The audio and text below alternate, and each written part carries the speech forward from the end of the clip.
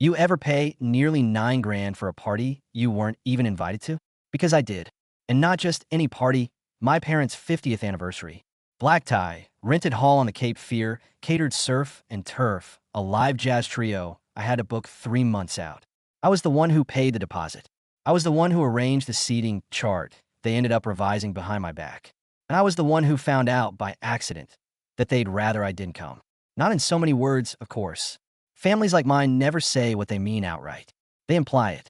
They whisper it to each other with tight smiles and act like it's your fault you weren't listening close enough. It came in the form of a stray email I wasn't supposed to see. My sister-in-law meant to CC my mom, but I got it instead.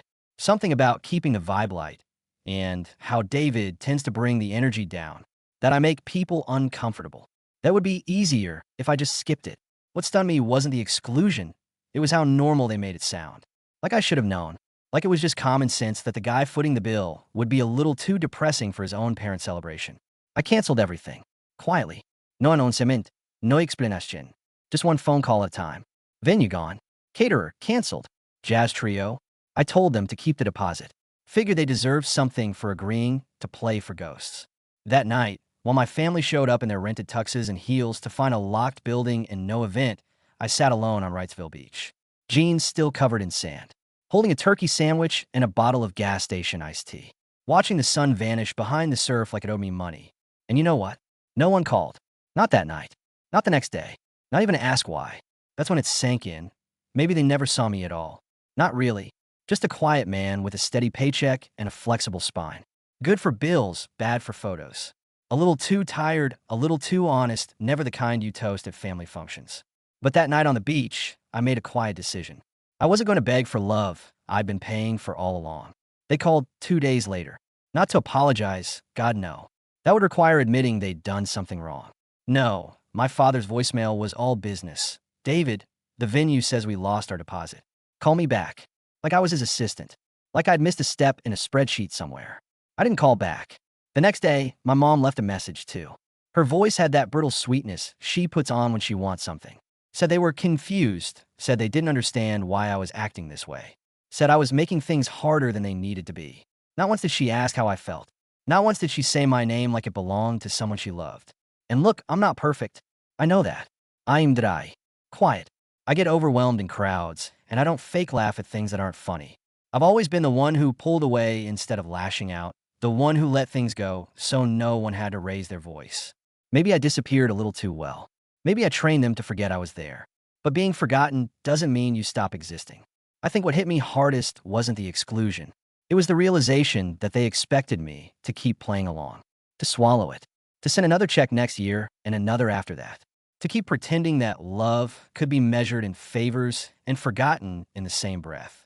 That party had been my last offering. I thought maybe it would show them something, that I still cared, that I was trying to be part of something even if I never quite fit. But all it showed them was that I'd pay without needing a seat at the table. Literally. That I'd cover the celebration and vanish quietly before the cake was cut. They called again on Saturday. I let it ring out. Then my brother texted me. What's your problem? You're ruining everything. My problem? I sat there staring at my phone like it was a relic from a world I didn't belong to anymore. The man who spent the last 20 years building bridges for a living suddenly realized he didn't know how to build one back to his own family. I didn't respond. I turned off my phone, walked outside, stood barefoot on the back porch with the wind off the river, brushing my face like a stranger who thought we'd met before. I stood there for a long time, and I whispered it to myself like a prayer and a curse. You don't get to use me and mourn me in the same breath. You know what's funny? If they had just asked, I probably still would have gone. Sat in the back, kept quiet, watched them toast to 50 years of mutual disappointment disguised as devotion. I would have even smiled in the group photo. But they didn't ask. They decided for me, again. That's the thing about families like mine. They don't confront you. They choreograph you, assign you a role, then scold you for ad-libbing. I was cast as the stable one, the background character who doesn't need things. The one you don't notice until his absence makes the budget fall apart. I guess I should have known that the moment I stopped playing along, they'd turn me into the villain. The text from my brother got nastier. Passive-aggressive at first, then just aggressive. He said I was selfish. That I ruined our parents' big day. That I embarrassed the whole family. Not once did he ask why I canceled. Not once did he say, hey man, are you okay? I didn't reply. I wasn't going to fight for a spot in a place where I'd only ever been tolerated. But the silence must have scared them, because 3 days later, my cousin Melanie reached out. Said she'd heard things got weird and hoped I wasn't taking it too personally. I almost laughed. Taking it personally? Like I got my feelings hurt because someone forgot to compliment my haircut. No, Melanie. I took it personally because my own parents threw a celebration I paid for and excluded me like I was an ex-boyfriend who made things uncomfortable. I took it personally because they made their choice, and now they don't like the consequences. You want to hear the real kicker? The venue owner called me a week later. Apparently, my dad tried to bully her into unlocking the building anyway the night of the party. Told her I had no authority to cancel. She told him the contract and the credit card both had my name on them, and if he had a problem, he could take it up with me. He didn't. Of course he didn't. He never does. Not directly. Instead, my mom sent a group email. Subject line, Family Matters. It was 3 paragraphs of emotional manipulation disguised as concern. She said I was withdrawing again, that I'd always had trouble letting people in, and that they were all worried about me. Like I was a puzzle they hadn't solved yet. Like the problem was me being too quiet, too intense, too sensitive, not them building an entire party around the hope I wouldn't show up. That email? I didn't answer it either. Instead, I printed it out, folded it neatly, slipped it into the same envelope as the deposit refund check that came in the mail a few days later. I didn't cash it, just taped the envelope shut and slid it into a box labeled proof. 3 weeks passed. That long, aching silence where you start to wonder if the people who raised you ever actually saw you, or if you were just a silhouette they liked having in the background. Then came the invitation. Not an apology, not a conversation, just a cream-colored envelope in my mailbox with my name misspelled on the front. David, like I was an afterthought on a mailing list. Inside, an invitation to my nephew Caleb's high school graduation party. It was being held at the same venue I'd booked for my parents' anniversary. I swear to God, same caterer, same Riverview, same DJ. I recognized the name on the RSVP site. They recycle my entire canceled event like it was leftover tinsel from Christmas. No one said a word about it. Not my brother. Not my parents. Not even Caleb, who I used to drive to soccer practice when my brother was too busy networking. They were just hoping I'd show up. Like none of it happened. Like I wouldn't notice they were throwing a secondhand celebration on the bones of the first one they never let me attend. And I hate that it worked. That part of me almost went. Just to see. Just to remind them I was still here. But they hadn't successfully erased me. I even put on a shirt that didn't wrinkle when I sat down. I ironed it. That's how far down the hole I was. Ironing. But I didn't go. Instead, I drove past the venue and parked 2 blocks away. I sat in my car and watched. Watched people arrive in their summer best, carrying balloons and coolers like they had nothing in the world to hide. I saw my mom hugging guests like she wasn't the same woman who once told me, I ruin the mood when I bring up sad topics. At one point, I saw my dad wave towards someone across the lot. For half a second, I thought it might be me. My breath actually caught. But it wasn't. It was Eric, my brother, the golden son, the one who always tried so hard, even when he forgot birthdays and skipped every Thanksgiving that didn't come with free football tickets. He strutted up with a case of beer and that same empty smile he's had since college. The one he uses when he's about to lie and knows no one will call him on it. I watched him laugh with my parents on the patio I paid to reserve. Then I started the engine and drove away. Didn't cry, didn't scream, just drove in silence, like someone who finally understands the house he kept fixing was never really his. You know what sticks with you? Not the big betrayals, not even the lies. It's the way people rewrite history while you're still standing in the room. The way they paint you out of the picture while pretending you were never in it to begin with. 2 weeks after the Caleb party, my aunt posted photos on Facebook. You know the kind, sunny filters, fake candids, captions like family is everything to hearts. I shouldn't have looked, but of course I did.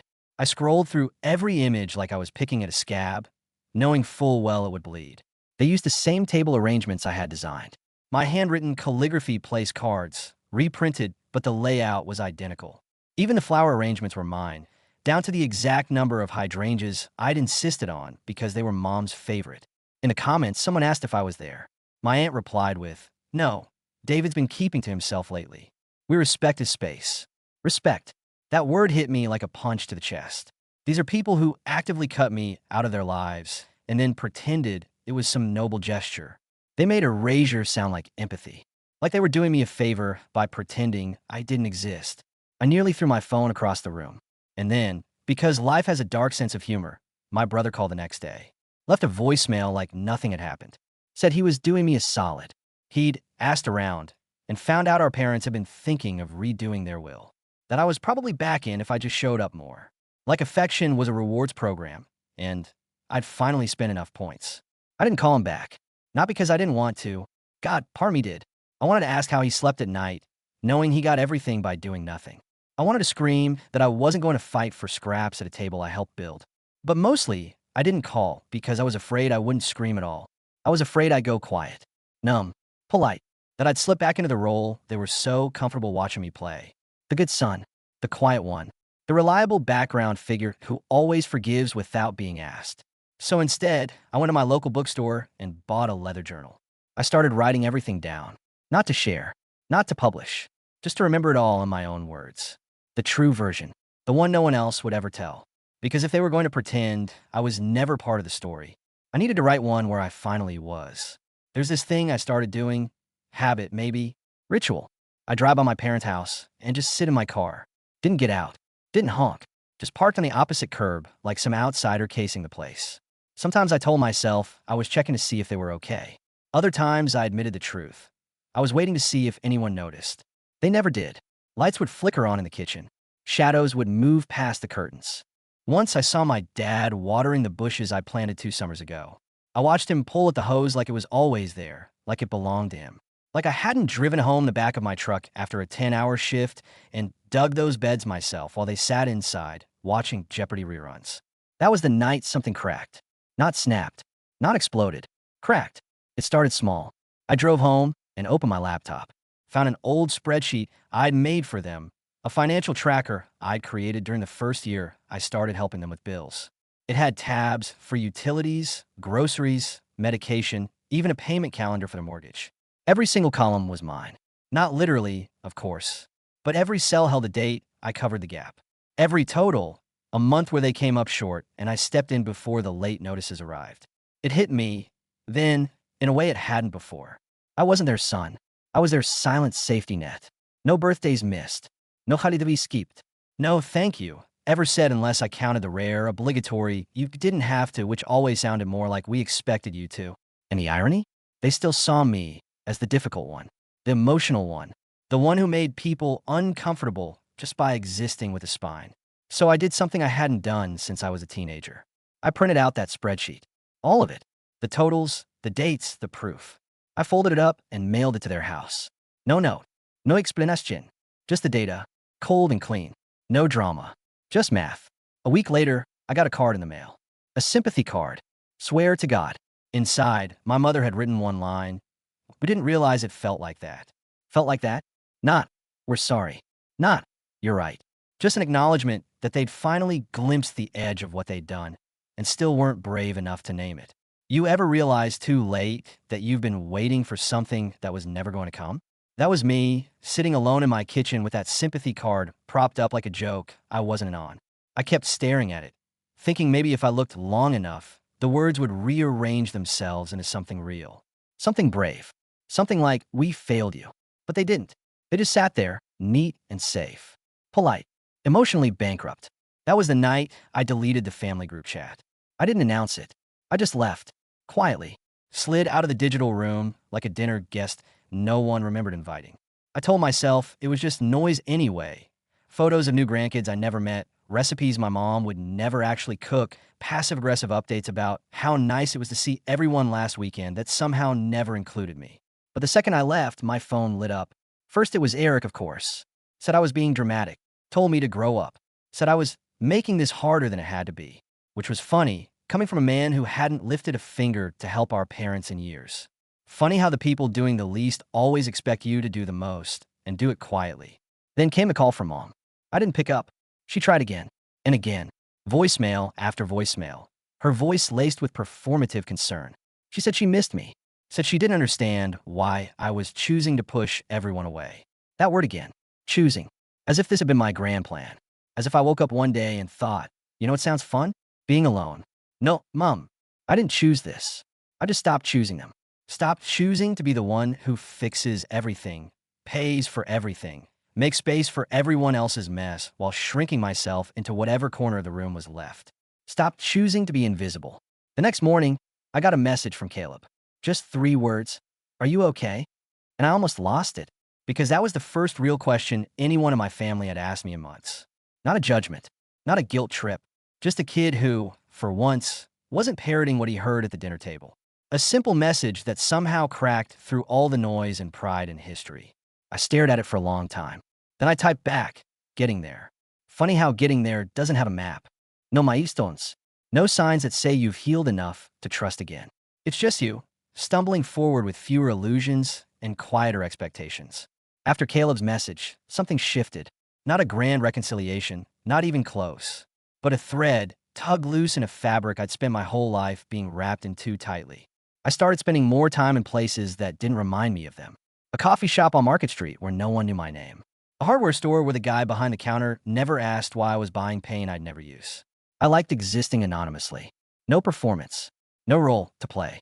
Just a man with time on his hands and something heavy in his chest that didn't quite have a name yet. One Saturday, I drove out to Carolina Beach. Not for nostalgia, not for peace, just to move, to get out of the house before I talked myself back into old habits. I ended up walking the boardwalk alone, watching strangers eat funnel cake and laugh like it was easy. Then I saw her. Not someone I knew, just a woman about my age, sitting on a bench with a cracked paperback and a soft scowl, like the world had just told her something stupid and she wasn't having it. She didn't notice me, didn't smile, didn't pretend to be approachable. And maybe that's why I sat down a few benches away. Not to talk, just to be near someone who wasn't performing for anyone. I sat there for 20 minutes, didn't look at my phone, didn't think about who might be calling. For once, I didn't feel like I had to earn my space in the world. I was just sitting, breathing, watching the tide do what it always does, pull back, come in, pull back again. When I finally stood up to leave, I didn't look at her again. Didn't need to. Something about that moment had been enough. A quiet reminder that I still existed outside of their story. That I didn't need to be missed to matter. A month later, I got invited to a family dinner. Not by my parents, not by my brother, but by Caleb. He texted me a time, a date, and an address. Some rental house they'd booked near Coorey Beach for Labor Day weekend. Said it was just a small thing, said he hoped I'd come. And I stared at that message like it was a trap, because it felt like a test. Like they'd sent the youngest to see if I'd break first. If I'd fall back into the fold, swallow my pride, pretend none of it happened. Just show up, eat potato salad, smile when they made jokes that only landed if you forgot everything they'd done.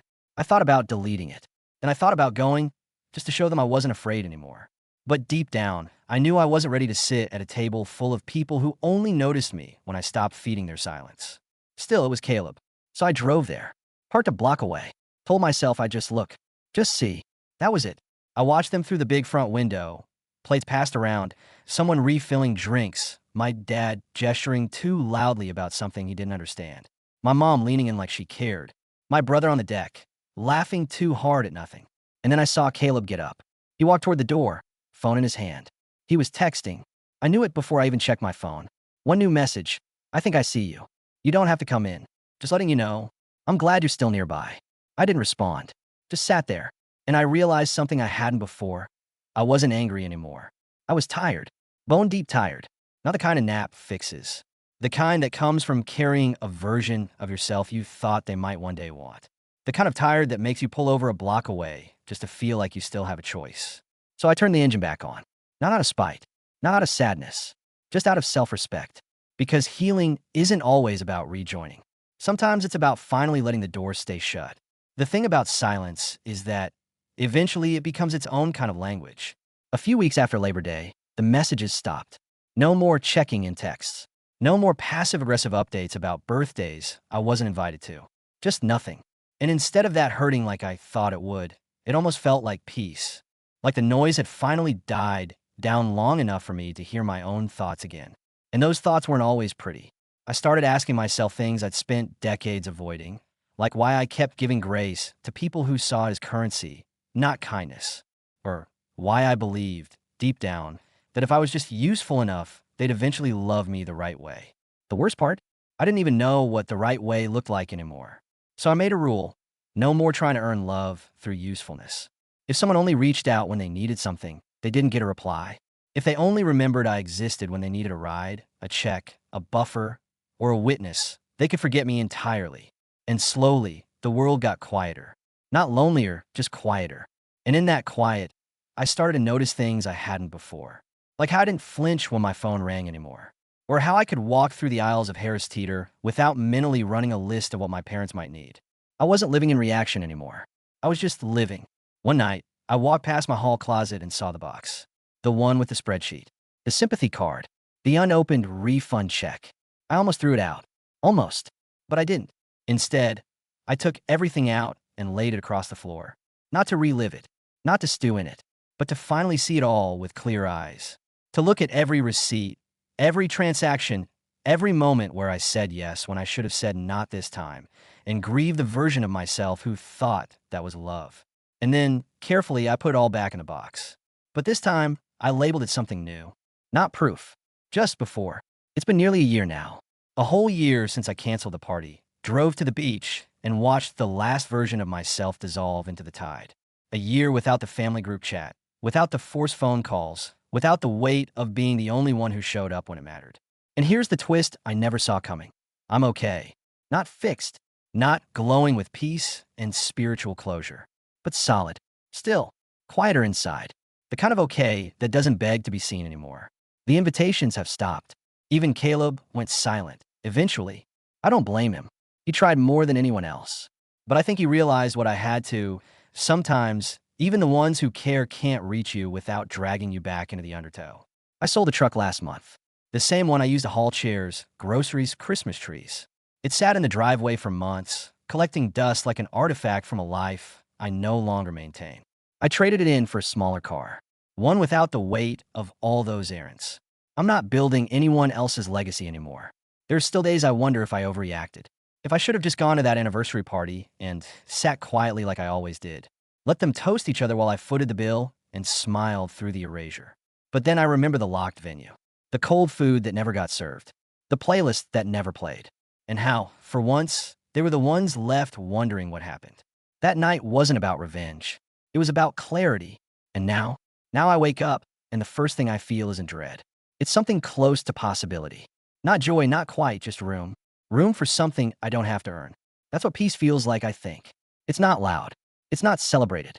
It just doesn't require your permission.